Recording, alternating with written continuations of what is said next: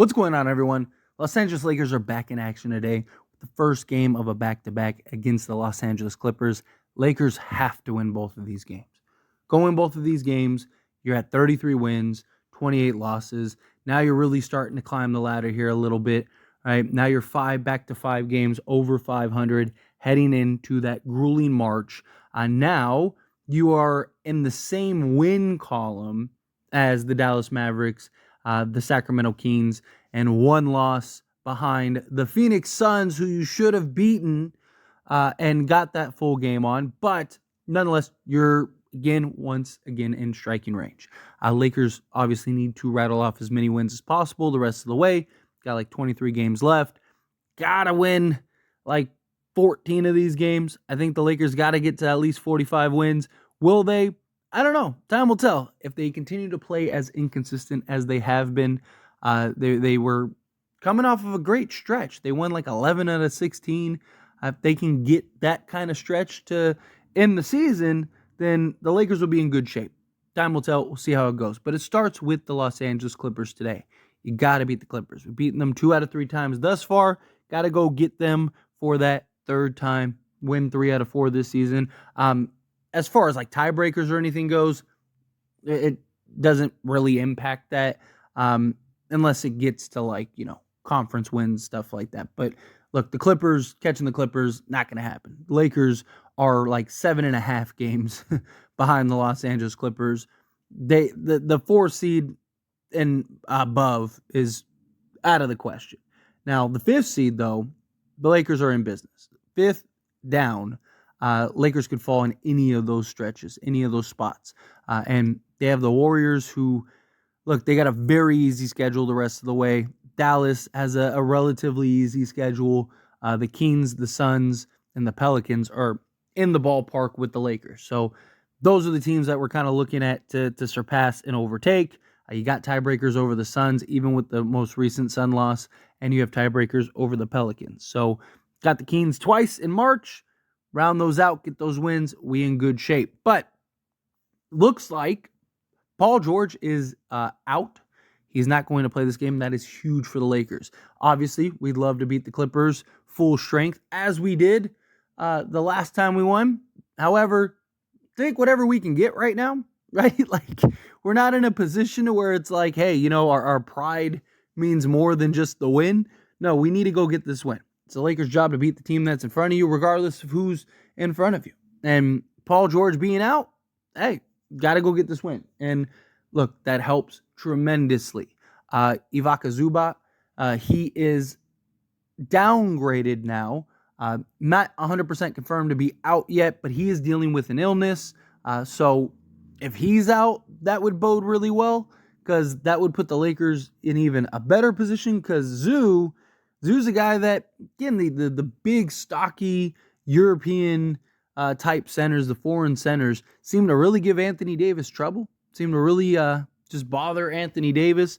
So to have him out, Anthony Davis should have an easier time, bigger game, and it should just be easier all around, right? Again, the Clippers have plenty of depth, plenty of talent, even without Paul George and Zoo. But having those two guys out, again, it's less weapons that the Clippers have at their disposal and less things that the Lakers have to worry about on the defensive end, considering the Lakers are missing a lot of their defensive weapons, a lot of their defensive pieces. So see how this plays out. But Anthony Davis, we're still waiting. So Anthony Davis right now is listed as probable, but we're still waiting for the full confirmation. He missed practice yesterday because of an illness.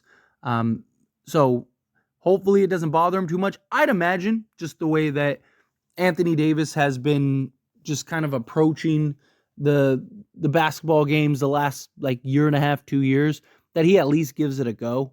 Like, say what you want about Anthony Davis, but he's done a spectacular job of, playing through injuries, playing through, illness, playing through like the little knick-knack stuff that in the past might have kept him out, right? You told me 2-3 years ago that, hey, Anthony Davis has an illness, right? It was pretty much a lock that he was going to miss the game.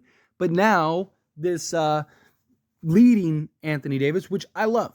I respect it. Obviously, if it's like a significant injury or it's something that could pertain to a significant injury, then I am always in the defense of the player, right? I mean, look at what happened with Joel Embiid, right? If Anthony Davis is dealing with something that could really actually impact the entirety of the season, then I'm of the mind like, hey, sit out, relax, take a breath, take a load off. Because to me, it's like, if I have to sacrifice a game for him to be healthy the rest of the way, I'd rather do that. But again, he's done a really good job of just playing through like the little knick-knack stuff that had plagued him in previous years. So that's really good. Anthony Davis, I do expect to play. Again, he's probable. LeBron James is questionable, but you know how that goes. LeBron and AD are usually always questionable. It's just so that way the Lakers can sit them if they need to at the last second. But I would imagine that the Lakers or that the Lakers play LeBron James this game. If they were going to sit him any game, it would be the Wizards, right? Like I said, I know a lot of people were upset that he sat the Warriors game and not the Spurs game, but that was just the circumstances of the situation, right? He had just gotten the treatment. If the Spurs was the first game, then guess what? He would have sat against the Spurs and played against the Warriors. It's just unfortunate that he ended up playing the Warriors first, so therefore he had to sit out that game. But nonetheless, I expect these two guys to play. And mentioned defense earlier. Looks like Cam Reddish is back, so he's probable. He's going to give it a go. It all just depends on how does he look during shoot around, and he's going to try to kind of get his legs under him, see how that looks, and then if there's no issues, no problems, then he's planning on stepping out there on the basketball court. We could use him. Again, you're talking about a team that has James Harden. You know, even if they don't have Paul George, they still have Kawhi Leonard, still have guys like Norman Powell, even Russell Westbrook can have the occasional big game. You know, the Clippers have a lot of firepower. And so to have a guy like Cam Reddish that you can throw out there, put on anybody who's getting hot, right? Have him defend Kawhi Leonard, obviously. Have him defend James Harden, obviously. But, you know, if a guy like a Norman Powell just starts going off, right? Cam, go slow that down for us real quick.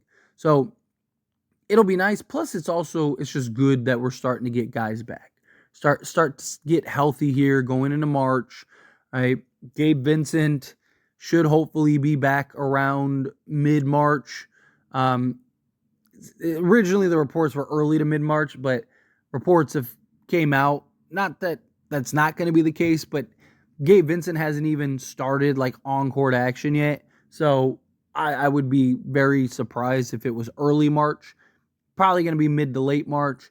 And then Jared Vanderbilt, we'll see. He still, last we saw, was in a walking boot. So hopefully Jared Vanderbilt can get back to some on-court action in the next few weeks. And we can start getting everybody back going into April. Round out those last, I think it's like 7 games in April. Close out those 7 games in April. And then let's get into the postseason, right? Whether we're a play-in team and we got to fight through and then get to the playoffs, or we end up squeezing into that 6th seed. I still fully believe we end up in the 7th or 8th spot. I do. Of course, I have my concerns. Look, I've said this before, like, get the Lakers into the playoffs. I trust them fully. Like, good luck beating the Lakers. It's getting to the playoffs is where my concern is, right? Getting to the playoffs is where I'm kind of like, ugh. Like, this is tough. But, look, trust the Lakers. I believe in the Lakers. Get it done, right? We have the talent. We have the personnel. We have LeBron James and Anthony Davis. And let's start off with the Clippers, right? Took a loss. Sucks. Didn't want to lose to the Suns. You know, if I could trade this game for the Suns game, I would have, but unfortunately, it doesn't work like that. So all you can do, you can't make up the losses, but you can make up the wins. So go out there, start getting these wins. Win these back-to-back days. Like I said, we're back to 5 games over 500. Right? We're 33 wins in the win column. That's good. We'd be in good shape at that point. But anyway, as always, this is a discussion. Pass the question on to you. Let me know your thoughts and opinions down in the comments below. What do you think? How do you feel? Excited for this Clipper game? Do you have your concerns? Do you have questions? Do you have something that is bothering you, plaguing you in regards to this this matchup? How do you feel about guys missing? I mean, again, the Lakers are missing some guys, but again, how you feel, whatever your thoughts are, love to hear it. Let me know down in the comments below. That being said, if you haven't liked this video, hit that like button. Helps me a lot. Lets me enjoy these types of videos. Truly appreciate it. Not subscribe to the channel, hit that subscribe button. Turn on the bell notifications. Appreciate y'all. See you in the next one. Thank you.